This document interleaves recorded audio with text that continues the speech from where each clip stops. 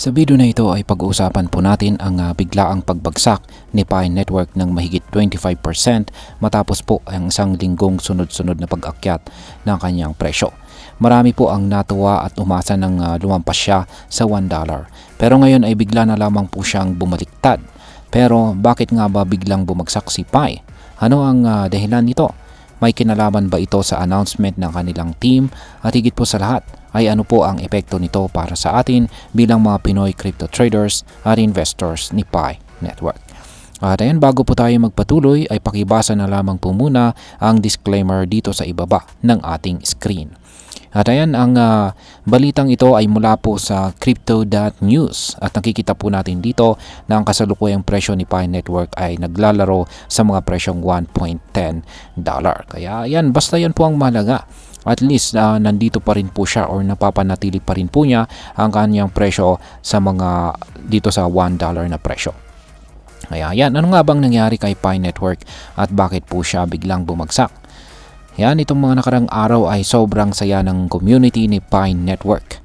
Umangat po kasi itong si Pi ng 114% sa loob ng isang linggo. Kaya marami ang natuwa at nagbakasakaling tuloy-tuloy ang kanyang pagtaas. Umabot po siya sa higit $1 ang kanyang presyo. Ayan, pero nitong May 12 ay bigla pong nagbago ang hiihip ng hangin.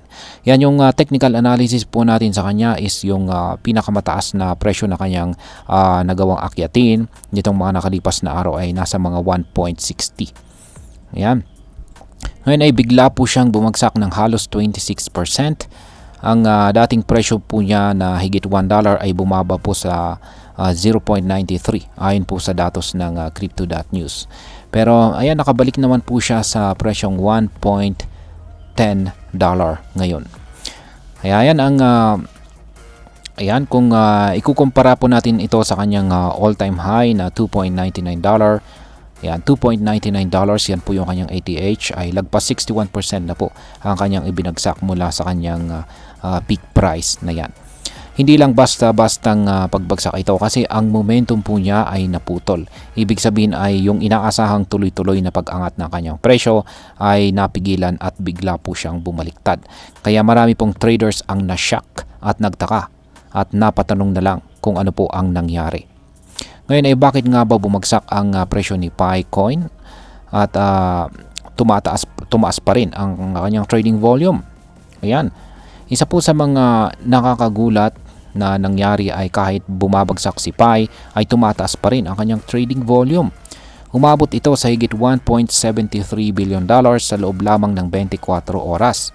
Kumpara sa araw bago yon ay nadagdagan ito ng halos $300 million. Ang ibig sabihin nito ay maraming tao ang nagbenta ng Pi at kapag ganito po ang nangyayari, tinatawag natin itong panic selling.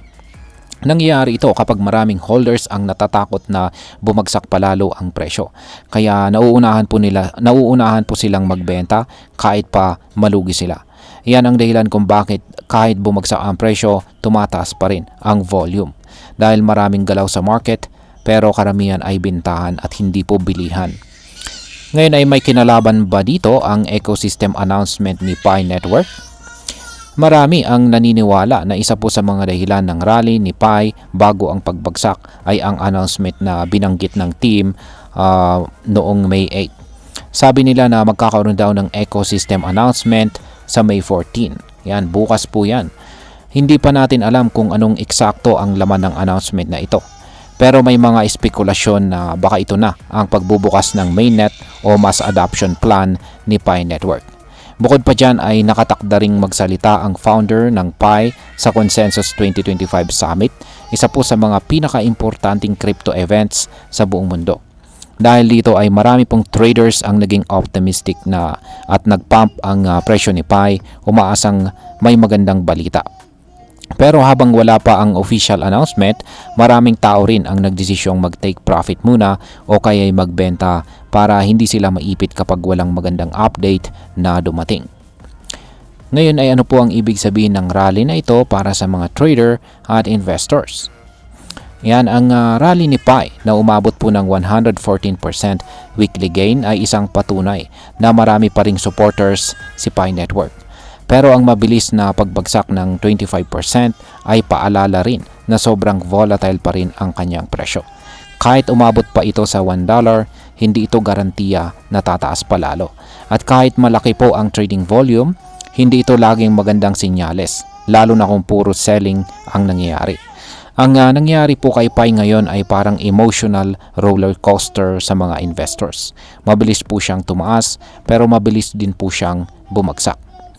Ngayon ay ano po ang dapat nating gawin bilang mga Pinoy traders sa ganitong sitwasyon? Bilang mga crypto traders at investors dito sa Pilipinas, dapat maging maingat po tayo lalo na kung hindi pa listed sa mga major exchanges ang isang token katulad ni Pi. Hanggang ngayon kasi ay hindi pa fully tradable si Pi sa mga kilalang exchange platforms. Kaya kung bibili or magbebenta ka man, kailangan mo munang dumaan sa peer-to-peer or third-party apps na hindi po laging safe. Pero nandyan naman po yung mga maliliit na mga exchange platforms katulad ni OKX, Gate.io kung saan ay available na po ang Picoin. Ngayon ay huwag po muna tayong magpadala sa hype. Maganda na may balita pero huwag agad po tayong tumalon sa market nang hindi natin alam kung anong risk ang kaakibat nito. Ngayon ay pag-usapan na po natin ang posibleng epekto nito sa crypto market dito sa Pilipinas. Sa totoo lang ay marami ring Pinoy ang umaasa kay Pi Network. Ayan, nagsimula ito bilang isang mobile mining app sa mga hindi pa nakakaalam. Kaya maraming kababayan natin ang may hawak ng Pi tokens kahit hindi pa sila bumibili ng crypto. Ngayon, sa biglaang pagbagsak ng presyo ay may ilan na siguradong natakot or nalugi. Pero may ilan din na maaring mag-abang ng mas murang presyo para makabili ulit. Ang epekto po nito sa ating market ay nagdagdag ito ng awareness na kahit gaano ka-hype ang isang token, laging may chance na bumagsak ito bigla. Kaya kailangan po nating mag-research at magplano bago po tayo pumasok sa isang investment. Yan, bilang panghuli ay ang masasabi ko naman tungkol dito ay sa aking personal na opinyon, ang biglaang pagbagsak ni Pi ay hindi pa katapusan ng kanyang laban. Totoo na bumagsak siya, pero normal ito sa mundo ng crypto.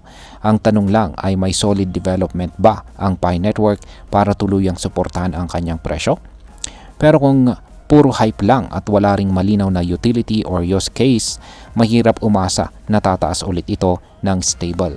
Pero kung totoo ang sinasabi nilang ecosystem announcement, malaki po ang chance nito para mapatunayan nila na seryoso talaga sila sa project na ito. At ayan, hanggang dito na lamang po tayo sa video na ito mga ka-crypto. Marami pong salamat sa panonood. Ingat po tayo lagi at God bless po sa ating lahat.